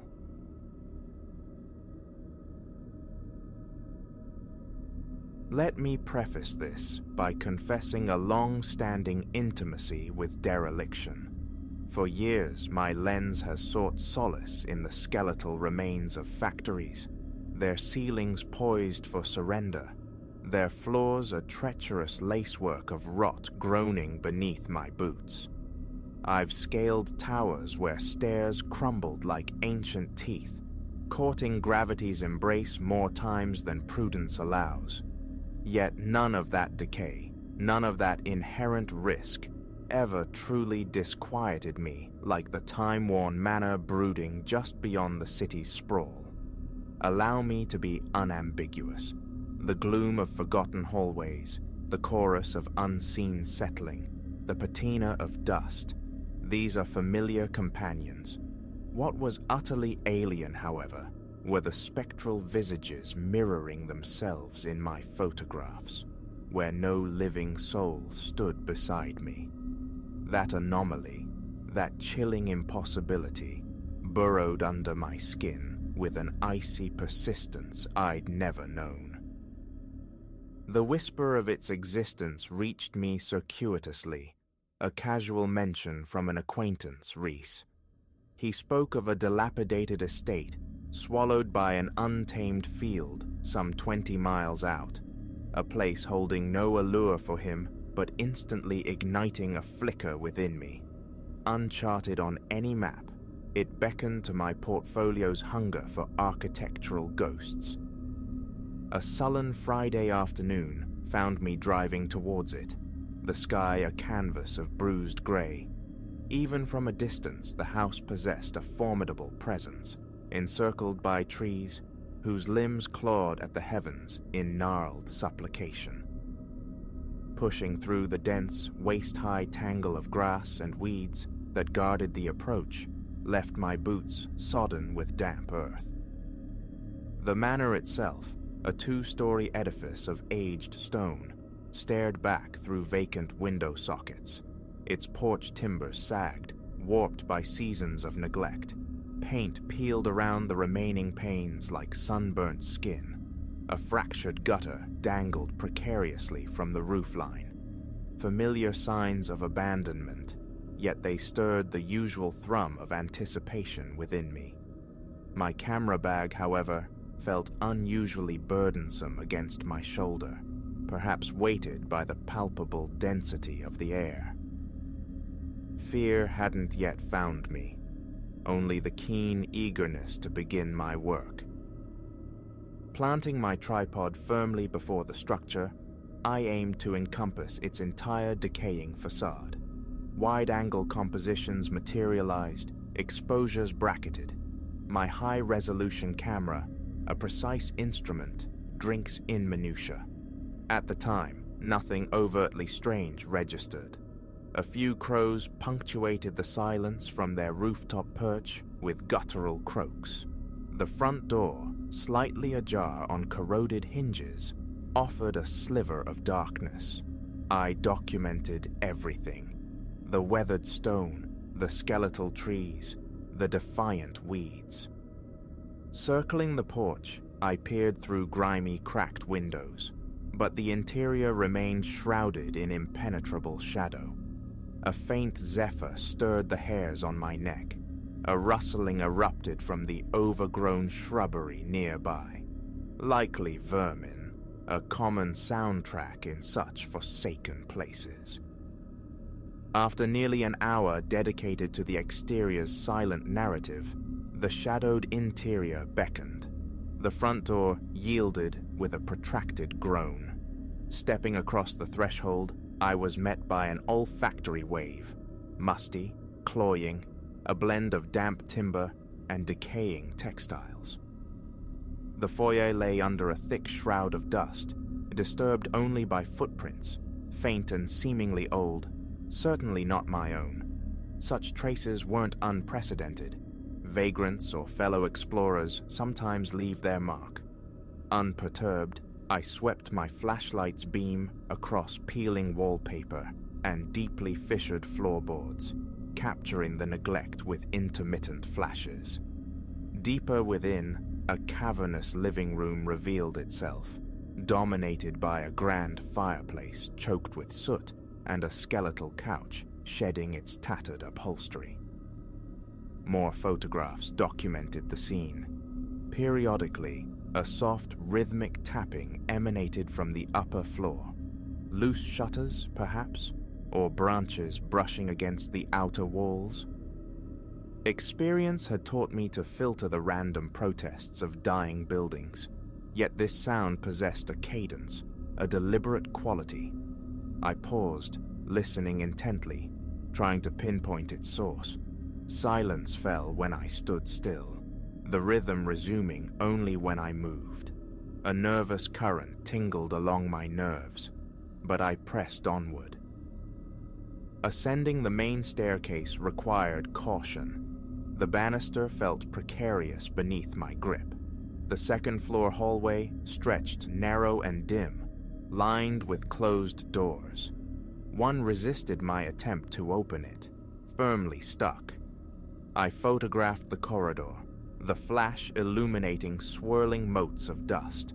The tapping persisted, a phantom heartbeat within the walls. Deciding against forcing the doors, I captured a few more images of the hallway before retreating downstairs. An undeniable unease had settled upon me now, tightening the muscles across my shoulders. A desire to conclude the session urged me onward, a final few shots framing the porch from the dim interior, and then I withdrew. Back in the sterile glow of my computer screen, I began processing the day's yield. The exterior shots were sharp, evocative. Zooming in to scrutinize the stone's texture, my cursor froze. Reflected faintly in one of the upper story windows, a face materialized. Not mine. I know the spectral signature of my own form caught in glass. This was other. Leaning closer, my breath catching, I discerned the features of a middle-aged woman, her gaze seemingly fixed directly upon my lens. A visceral jolt shot through me. Scrolling frantically through subsequent frames, another image revealed a partial reflection of the same countenance in a different window. Fainter, yet undeniably present. A clammy dew beaded on my forehead. Closer examination revealed I wasn't alone in these spectral captures. Two distinct faces haunted the glass. The woman, and beside her, spectral presence in other shots, an older man, perhaps in his 50s or 60s. They appeared sporadically across different panes, never together, yet always directed towards my camera. In one startlingly clear instance, the reflection was so defined I could trace the lines etched into the man's brow. My hands trembled slightly. Rationality whispered tricks of light, aberrations of glass, but my gut, honed by years behind the lens, rejected these easy dismissals. My equipment was precise. Reflections obey physics, and I knew with unshakable certainty I had been utterly alone outside that manor. Hours bled away as I meticulously scanned every photograph, magnifying each window pane. Roughly 10 images held these apparitions, always the woman or the man. Their expressions remained static, blank, vacant stares fixed upon my position. A dull ache throbbed at the base of my skull as gooseflesh prickled my arms. Shutting down the machine, I sought refuge in sleep, but the faces pursued me into the darkness. Dawn brought not clarity, but resolve. I had to return to seek a tangible explanation, a peculiarity in the antique glass, an unnoticed object casting strange shadows. The morning was luminous, the sky a brilliant cloudless blue as I drove back. The field remained a riot of tall grass. The manor stood unchanged, silent under the bright sun. I circled the exterior, scrutinizing the windows from various angles, observing the play of light upon the glass. Nothing accounted for the phenomena. More photographs were taken, checked immediately on the camera's small display. No anomalies were visible in the previews, but that offered little comfort. The monitor back home held the true resolution. Steel nerves. I ventured inside again, flashlight clutched in one hand, camera in the other. The house was profoundly silent. The rhythmic tapping of the previous visit was absent. Room by room, I explored, pushing open unlocked doors, documenting the decay with methodical clicks of the shutter. My chest felt constricted, my breathing shallow. A constant low-level hum of anticipation kept me poised, expecting a figure to emerge from the shadows, to materialize in a doorway. But the emptiness remained absolute. The living room couch slumped where I'd left it. The fireplace remained a cold maw. dust lay thick and undisturbed. Upstairs again, I navigated the hallway, peering into barren rooms filled with broken furniture and settled dust. One chamber held the rusting frame of a metal bed, its stained mattress a grim testament to past occupancy. Tattered curtains stirred listlessly in an unseen draft. A sudden, intense coldness brushed my neck, raising the fine hairs on my arms. A faint squeak, like a rusted hinge protesting movement, sounded nearby. I spun, flashlight beam cutting the gloom. Nothing. My mouth was desert dry.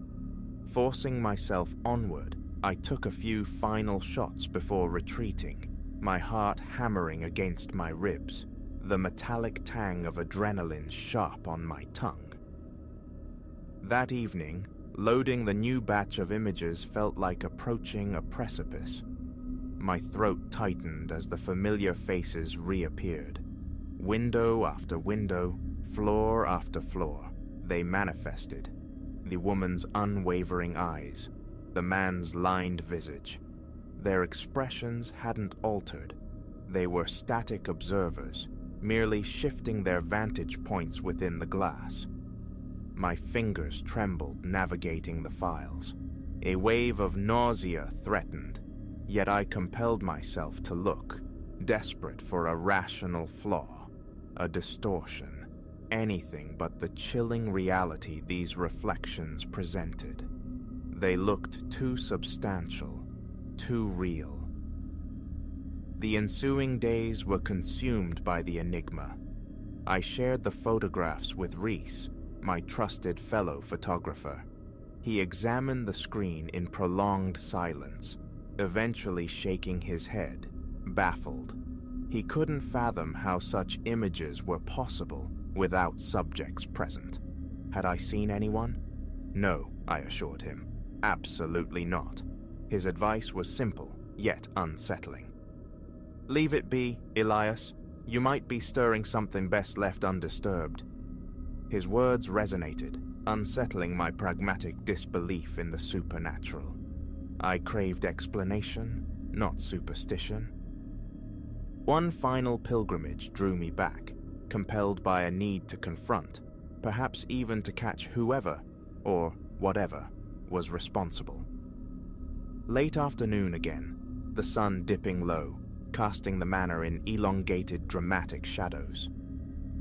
Parking discreetly, I approached through the tall grass, using the tree line for cover. Binoculars raised, I scanned the upper windows, watching, waiting. Nothing stirred. Moving stealthily around the building's perimeter, I observed other windows. Stillness reigned, sweat beaded on my skin, my pulse a frantic drum against my ribs, my hands unsteady. From this distance, I took several more photographs, hedging my bets.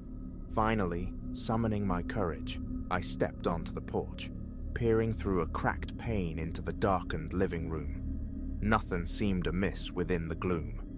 Then, a distinct thump echoed from somewhere upstairs. A single, heavy impact. I froze, heart leaping, every sense straining for another sound, a sign of movement. Only silence answered. My stomach clenched. The threshold felt impossibly daunting.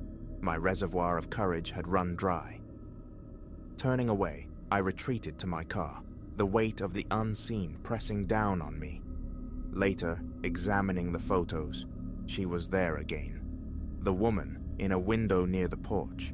Closer this time, her form seeming pressed right against the glass, the outline of her hair sharp against her forehead, her eyes wide, stark. Breathing became a conscious effort.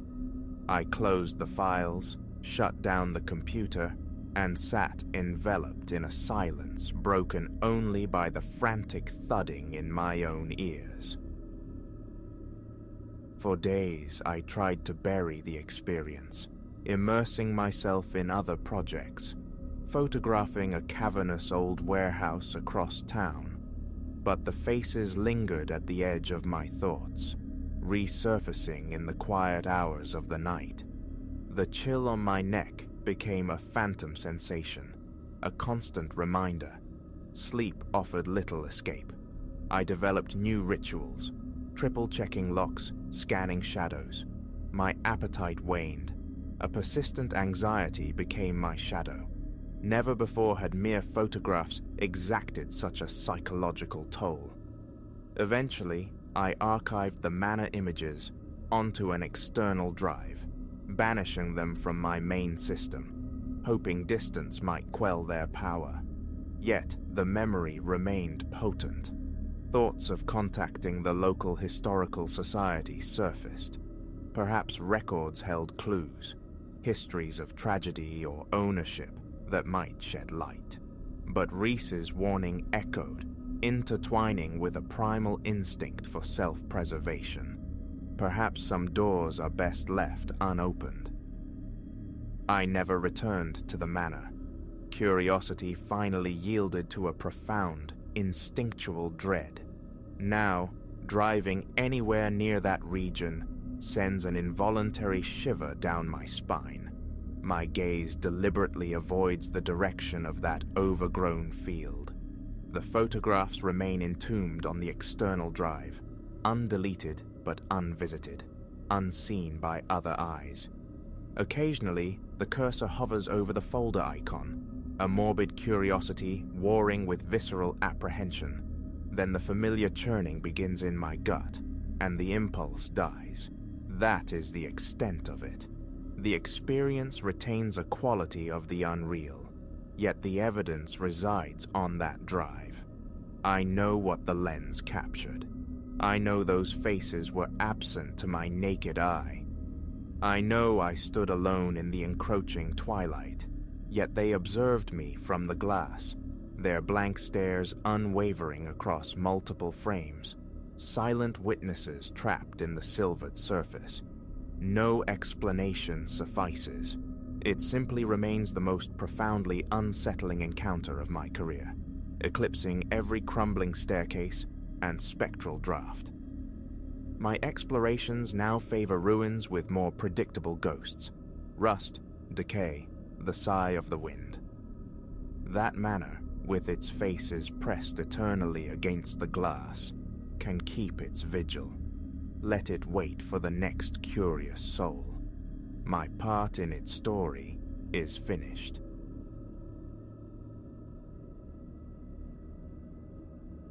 A third glance into the rearview mirror confirmed the impossible.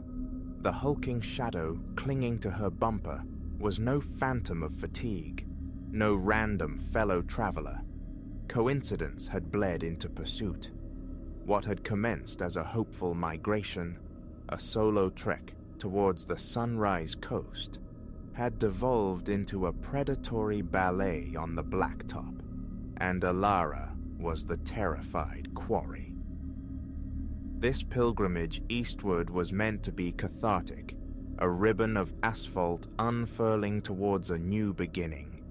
She'd flown this route before, skipping over the continent's vastness, but this time, the call of the open road, the promise of slow discovery, had been irresistible. Her well-loved hatchback, christened the Comet, held the sum of her worldly possessions, packed tight for a life awaiting her near the Atlantic. Anticipation had thrummed beneath her skin, that particular electric hum that accompanies journeys into the unknown. Day one unfolded like a map, smooth and predictable. Miles dissolved beneath the Comet's wheels, punctuated only by the necessary rituals of fuel and sustenance. As twilight painted the plains in bruised purples and fading oranges, Ilara surrendered to exhaustion, pulling into the embrace of a motel whose neon sign sputtered like a dying star against the peeling facade. It possessed the weary charm of forgotten places, affordable and anonymous. It was there, parked several slots down, that she first registered the truck, an obsidian juggernaut, windows blacked out, flanks stripped bare of any identifying insignia. A tremor of unease rippled through her, subtle but distinct, yet she dismissed it as the day's accumulated weariness and sought the oblivion of sleep. Dawn broke crisp and clear. Ilara, keen to reclaim lost time, merged onto the highway before the sun had fully crested the horizon. An hour passed, perhaps more, before the obsidian shape materialized in her mirror again. It maintained a respectful distance, yet its presence was undeniable, the same Leviathan from the motel lot. She reasoned with herself. A major artery, countless vehicles sharing the same trajectory. Nothing sinister here. But when she pulled off for gasoline, the rig mirrored her exit. Inside the station's fluorescent sanctuary, grabbing coffee, she emerged to find him standing near the pumps. He was substantial, weathered, likely past 50, his face obscured by a thicket of beard and the reflective shields of his sunglasses. A curt nod acknowledged her passage, the ghost of a smile twisting his lips, a silent signal that scraped along Ilara's nerves like fingernails on slate. Back on the endless stretch of highway, the juggernaut resumed its sentinel position behind her. Rationalizations warred with a primal instinct, screaming caution. So many trucks traversed this corridor, yet the knot in her stomach tightened. A test, then. At the next interchange, marked only by a faded green sign, she veered off abruptly, foregoing the courtesy of a blinker. The obsidian mass followed without hesitation. Her pulse hammered against her ribs. The flimsy veil of coincidence evaporated. She sought refuge in a bustling rest area, maneuvering the Comet into a spot offering a clear view from the building. Inside the sterile chill of the restroom, she splashed cold water on her face, attempting to quell the rising tide of fear. Emerging, she found the truck idling directly beside her car, its massive form effectively trapping the smaller vehicle. Panic, cold and sharp, clawed at her throat. She approached her car, the truck's engine a low, menacing thrum.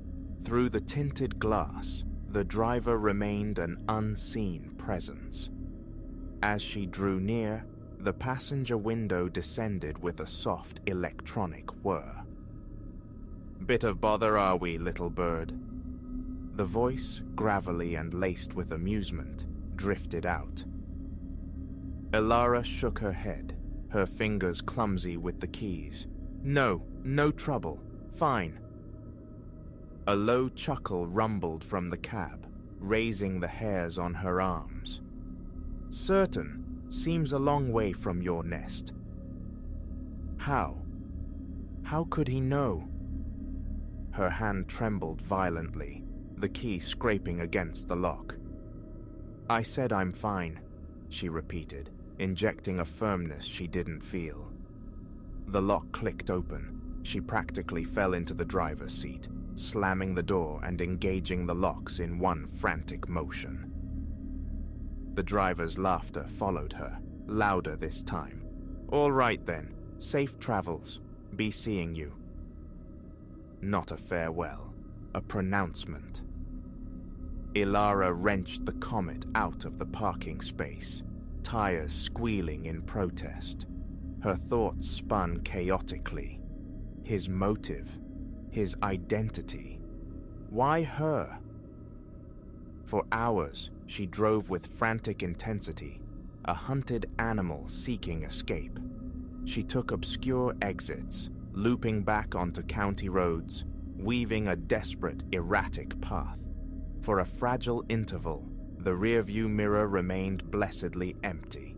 Relief began to tentatively unspool within her. Perhaps she had thrown him off. Perhaps it was over.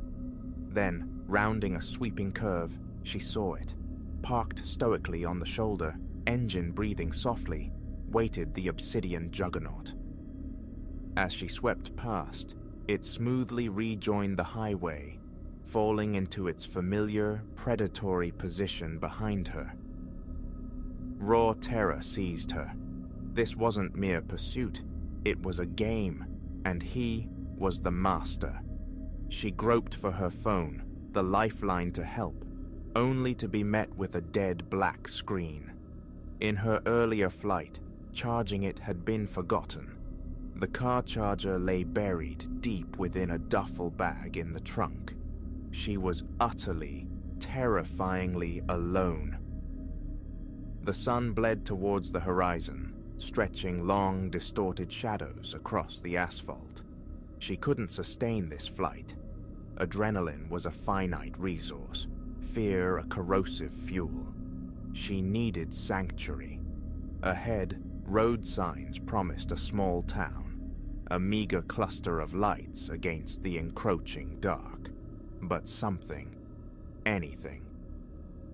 She took the exit ramp, the truck a constant, looming presence in her mirrors. The town was skeletal, a single main street, shuttered storefronts dreaming of daytime commerce. Her hope plummeted as she spotted the constabulary, dark, deserted, a notice taped to the door proclaiming, "Back in the morning." In desperation, she swung into the parking lot of a diner, its windows spilling warm, inviting light. The truck rolled past, slow, deliberate. Through the gloom, she saw the driver's face turn towards her. He was smiling. Inside, Ilara collapsed into a vinyl booth, her legs trembling too violently to properly support her. A waitress with kind eyes and lines of experience etched around them approached. "Hon, you okay? Look like you wrestled a ghost and lost." Ilara opened her mouth, the words jamming in her throat. "A monster in a truck is playing with me." It sounded like delusion. "Just tired," she stammered. "Long haul." The waitress, Maeve, her name tag read, nodded with practiced sympathy. "You sit tight. Coffee's coming right up." As Maeve retreated towards the counter, the bell above the diner door chimed dissonantly. Ilara froze, every muscle tensed, not daring to turn. Heavy footfalls approached her booth. "This seat taken?" It was him. Closer now, his sheer size was more imposing, his presence filling the small space. His eyes, finally divested of their mirrored shields, were chips of ice, cold and predatory. Before she could form a syllable, he slid smoothly into the vinyl seat opposite her. "Easy now," he murmured, his voice a low growl. "No need for a ruckus. Wouldn't want to disturb the good people, would we?" Her gaze darted around the sparsely populated diner. Maeve was occupied in the back. The only other patron, an elderly gentleman, seemed lost in the folds of his newspaper. "What do you want?" she whispered, the words barely audible over the frantic drumming in her ears. He offered a smile that didn't reach his eyes, revealing teeth stained yellow by time or habit. "Reckon you know, pretty little thing like yourself, adrift on the highway, dangerous world out here." Her mind scrabbled frantically for an escape, a weapon, anything. Then her eyes snagged on it, a small metallic glint pinned to his worn denim jacket, a symbol, indistinct but military, a desperate gambit formed. "4th Armored," she blurted, the words tumbling out. "My cousin served with them. Afghanistan." The transformation was instantaneous, startling. The predatory gleam in his eyes flickered, replaced by surprise, then something akin to shame. Your cousin, he was over there? She nodded, pressing the unexpected advantage, the lie solidifying on her tongue. 2 deployments. He didn't come home. She watched, breathless, as his entire posture seemed to deflate. He stared down at his large, calloused hands resting on the table, suddenly unable to meet her gaze. Sorry, he mumbled, the sound rough, almost lost. For your loss, and for this. Without another word, he rose heavily from the booth and walked out. Through the window, Ilara watched him climb into the towering cab of the obsidian truck and drive away, melting back into the night. Maeve returned, placing a steaming mug before her, oblivious. You sure you're all right, dearie? You're pale as moonlight. Ilara managed a fragile smile. I think I will be. She remained in the sanctuary of the diner until the first hints of dawn painted the sky, nursing lukewarm coffee, the silence punctuated only by the hum of the refrigerator and the ticking clock. When she finally guided the Comet back onto the highway, the road ahead was clear. The rest of her journey unfolded without incident, yet the passage had irrevocably altered her internal landscape. For months, the sight of any large rig sent jolts of adrenaline through her system. Nightmares replayed the endless chase, the looming shadow in the mirror. Time eventually smoothed the raw edges of the terror, allowing perspective. She understood the precariousness of her survival, how easily she could have vanished into the anonymity of the highway, another unsolved disappearance. She never filed a report. The story felt too thin, too unbelievable, and a small, perhaps naive part of her clung to the hope that her desperate lie had struck some dormant chord of humanity within the pursuer, that he might hesitate before targeting another solitary traveler. Now, years removed, she still occasionally makes that long drive, but her vigilance is constant, her gaze habitually flicking to the rearview mirror.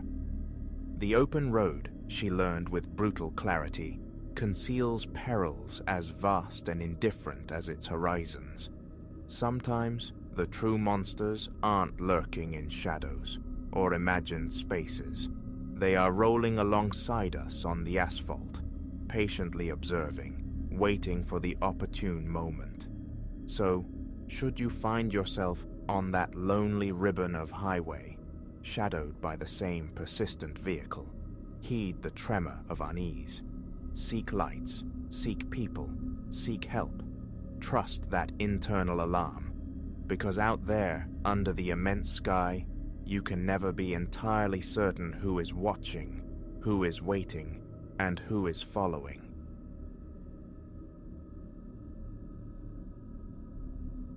Nightly, precisely as the clock devoured the second hour past midnight, the floorboards above my ceiling began their lament. A ponderous tread, heavy and deliberate, echoed down from the attic space. The first instance, I dismissed it. A phantom conjured by the liminal state between waking and sleep. But subsequent nights sharpened my senses. The rhythmic thumping was undeniable, a steady, purposeful beat directly overhead that strummed my nerves into a state of high, vibrating tension. Rationalizations crumbled quickly. Old houses groan. Yes, timbers settle, true. Yet this sound, persisting week after week, possessed an unnerving sentience. Something paced the dust-laden planks above, moving with an air of grim familiarity. This venerable 2-story structure, bequeathed to me by my late Uncle Arthur, is my solitary domain. Upon inheriting it, I'd poured effort into its revival, mending fractured panes, breathing new life onto weary walls with coats of paint, replacing warped doors. The attic, however, remained untouched, unseen. Its portal, high in the second-floor hallway, had always been secured, and Arthur, curiously, had never provided a key. An odd detail, perhaps, but one I'd mentally shelved, assuming the space held nothing beyond insulation and forgotten relics. The attic faded from my conscious thoughts. Until a month ago, when the nocturnal promenades commenced. Distinct, punctual, inescapable. Sleep would claim me in my second-floor bedroom, only to be violently expelled by the sound. My heart would launch itself against my ribs, a frantic drummer accompanying the ringing in my ears, as I strained to decipher the methodical stomping. It conjured images of immense, weighted boots traversing the length of the attic, sometimes for mere minutes, other times stretching into a dreadful half-hour. Night after agonizing night, the source remained an infuriating enigma. One particular night, the frayed edges of my composure snapped. Propelled by a surge of adrenaline and frayed nerves, I quit my bed, snatched a heavy torch, and positioned myself directly beneath the attic hatchway. The relentless footsteps continued overhead. Beads of sweat traced cold paths down my temples. My hand, betraying me with its tremor, reached for the tarnished brass knob. I twisted. It yielded instantly. The assumption of a lock, held for so long, dissolved into the sudden, terrifying reality of an open passage. My pulse hammered a frantic rhythm against my eardrums as I peered upwards into the waiting void. The torch beam sliced through the oppressive dark, illuminating swirling dust motes, skeletal rafters, and the rough-hewn surfaces of ancient timbers. A stale miasma, reminiscent of decaying paper and time itself, filled my nostrils. The instant my head breached the threshold, the footsteps ceased. Abruptly, utter silence descended upon the attic. Ascending the narrow, protesting stairs, each creak amplified in the stillness, I felt the muscles in my neck lock tight with apprehension. The torch's beam swept across a landscape draped in cobwebs, revealing stacks of forgotten trunks huddled against the far wall. No scurrying vermin, no errant feline. Nothing stirred save the dust disturbed by my cautious advance. I navigated the length of the space, ducking beneath a low-slung beam, my light probing the shadowed corners. Only dust-choked boxes and dilapidated suitcases met my gaze, until the corner. There resided a chest, starkly different from its mundane neighbors. It was heavily bound in thick industrial chains, the kind one might use to secure a warehouse gate, cinched tight by a formidable, rust-encrusted padlock. Drawn by an unseen current, I approached, focusing the torchlight upon it. The lid, fashioned from dark, almost black wood, bore a history of violence. Deep scratches and ugly dents marred its surface. Its metallic bindings were tarnished, buckled in places. An inexplicable weight settled in the air around it, a palpable pressure that might have been sheer terror, or something more substantial. A sudden, penetrating chill raised gooseflesh along my arms. Hesitantly, I extended a hand. Before my fingers could make contact, the chains rattled with a dry metallic sigh, entirely of their own accord. The heavy lid shifted, emitting a low, groaning protest. I recoiled with such speed I nearly lost my footing. A strangled gasp caught in my throat. My mouth turned to parchment. My heart felt poised to shatter my ribs. Without a backward glance, I scrambled down the creaking stairs, flicked on every light switch I passed on the second floor, and huddled in the sterile glare of the living room until the gray promise of dawn seeped through the windows. Sleep was a forgotten country that night. In the ensuing days, I wrestled with the memory, attempting to cage it within the bars of logic. Perhaps I had inadvertently jostled the chest. Perhaps the ancient floorboards had shifted beneath my weight, but the explanations felt hollow, insufficient. A definite alteration had occurred. A persistent coldness now clung to the hallway beneath the attic hatch, a localized pocket of chill that pricked my skin whenever I passed, regardless of the ambient warmth elsewhere. It felt degrees colder, a palpable threshold, and the dreams began. Viscous nightmares where the suffocating weight of an unseen watcher materialized beside my bed, its respiration a cold vapor on my cheek. I'd wake drenched in sweat, the certainty of not being alone clinging to me like a shroud. For a time, avoidance became my strategy. I erected barricades of sound. Music played loud, headphones clamped over my ears, attempting to drown out the inevitable 2 a.m. performance. Yet the more I fought it, the more insistent the pacing seemed to become. Lying rigid in bed, I'd feel the precise moment arrive. My stomach would clench into a tight, nauseous knot, heat flushing my face as my hands involuntarily crushed the bedsheets. Then sometimes, the pacing would be punctuated by a new horror, a profound dragging sound, laborious and heavy, as if some colossal object were being laboriously shifted across the attic floor. I would lie awake until the merciful light of dawn, heart galloping, eyes wide and aching, praying for the ghastly symphony to cease.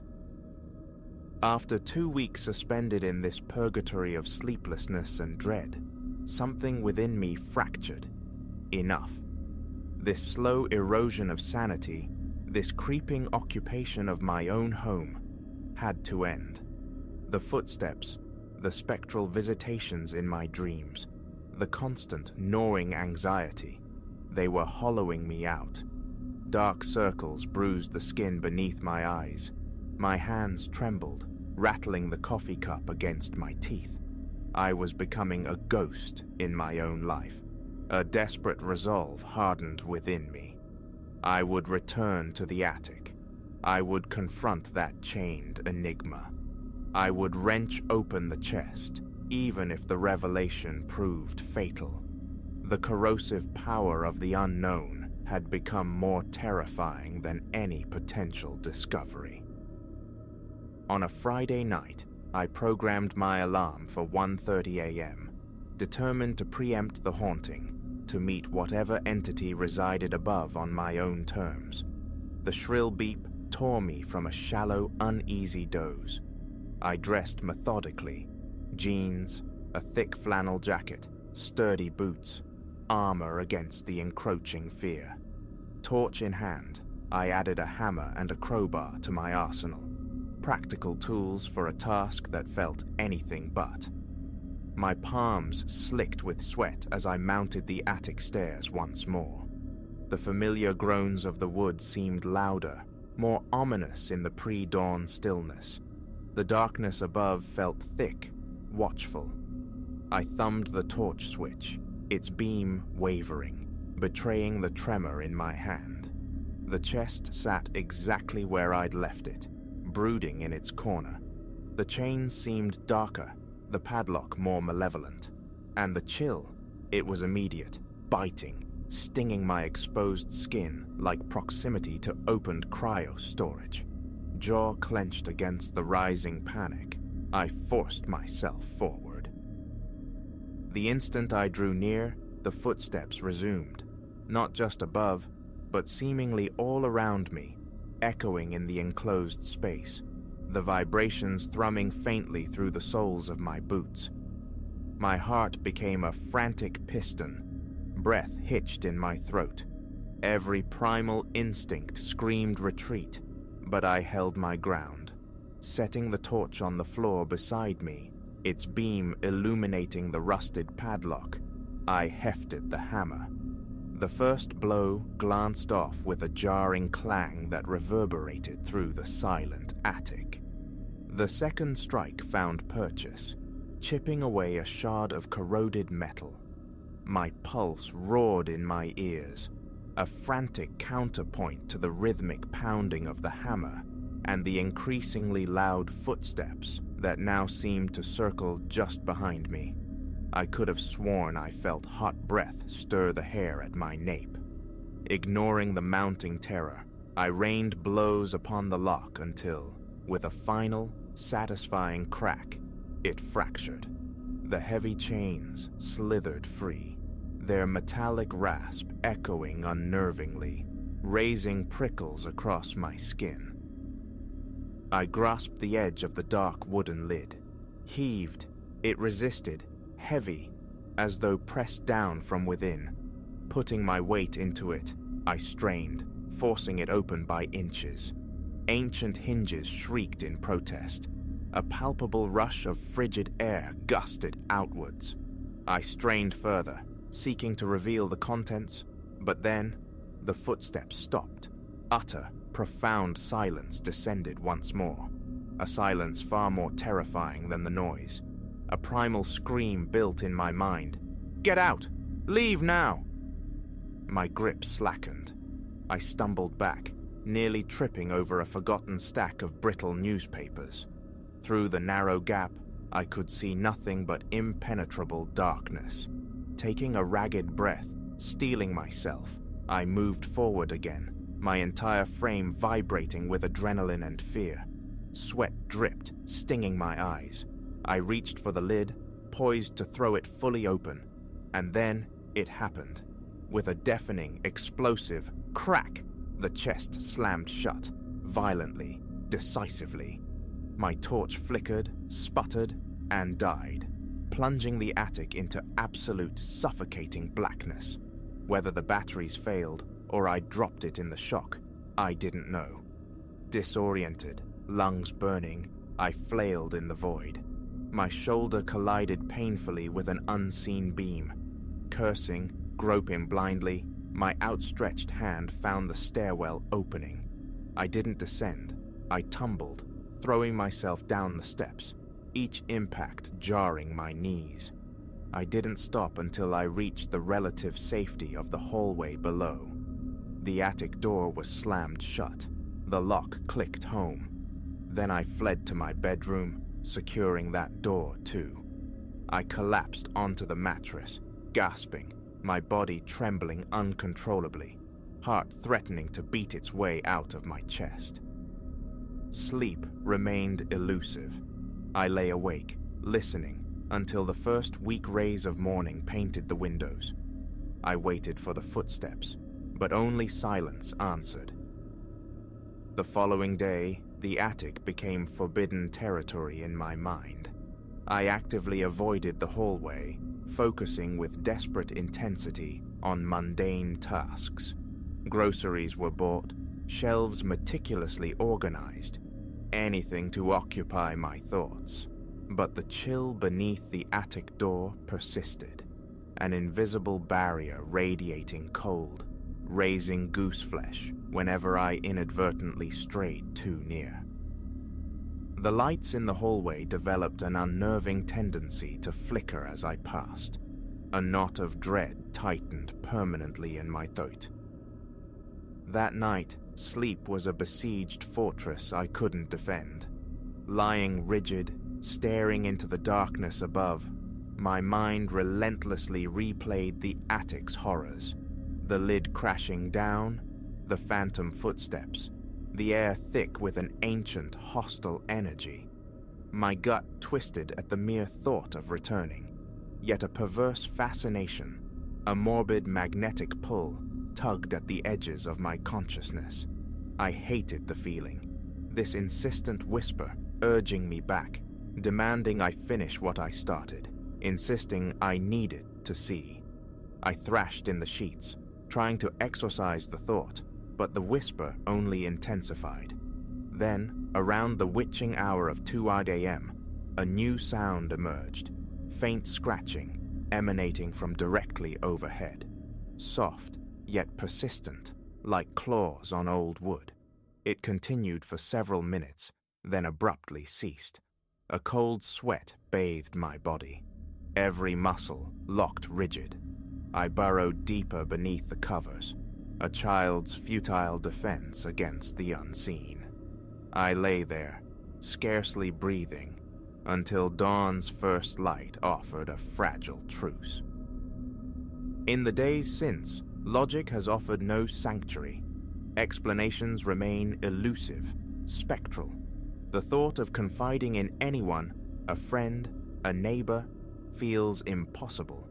How to articulate this creeping dread without sounding unhinged? The man terrified by bumps in the night?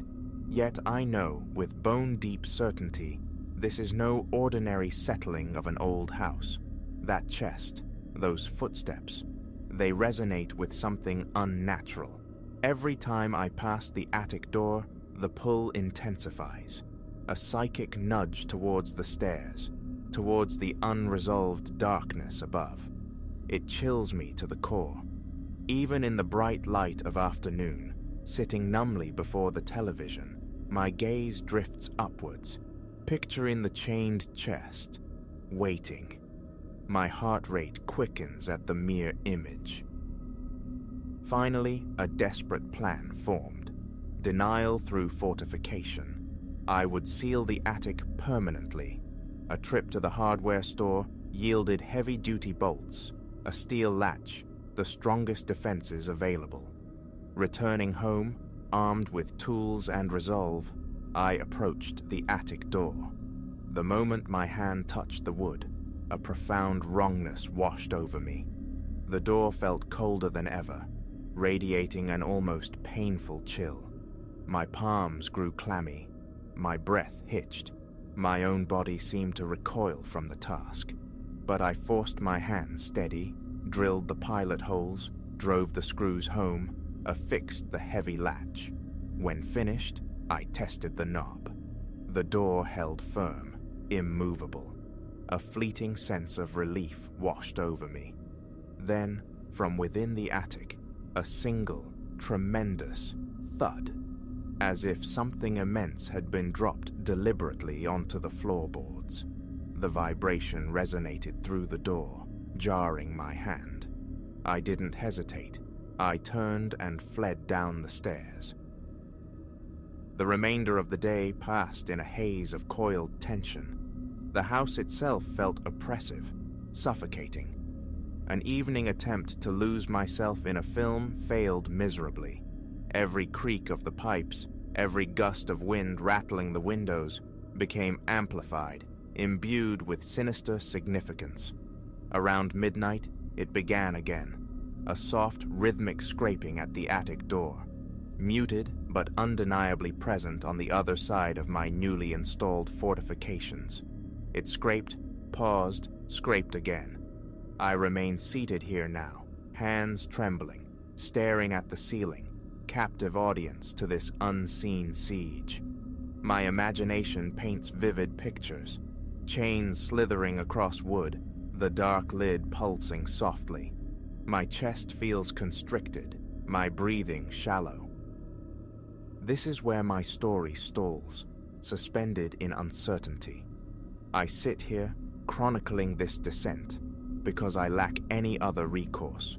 The door is bolted, barricaded. My resolve, for now, is to never ascend those stairs again. But the feeling, that insidious pull towards the chest, gnaws relentlessly. It's a physical sensation, a weight in my bones calling me back. My shoulders ache with tension. Sleep offers no refuge. I am caught, impaled on the horns of a terrifying dilemma.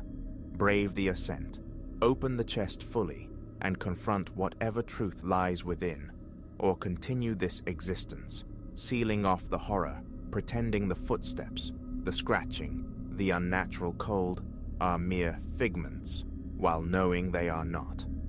Currently, denial holds sway, but its grip feels increasingly tenuous.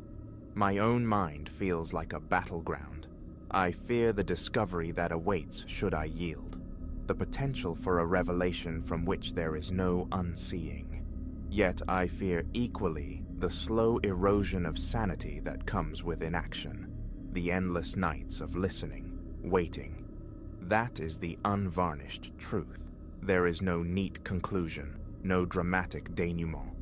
Only the chest, waiting above, silently, persistently summoning me. The house is quiet for this moment, but the silence is pregnant, fragile. Soon, I know, the footsteps will resume their nightly pilgrimage. My mouth is dry, my pulse a frantic bird against my ribs, even as I recount this. The hallway light burns, a small defiance against the encroaching shadows. I tell myself I am safe downstairs. That distraction is my shield. But every passing minute, I feel it. That slow, inexorable gravity, dragging my thoughts back to the attic, back to the darkness, back to the waiting unknown. I am afraid to open it, and I am terrified not to. That is all. I will likely sit here until the sun bleeds into the sky again, listening, waiting, pretending. But the steps will return, and the chest will not remain silent forever.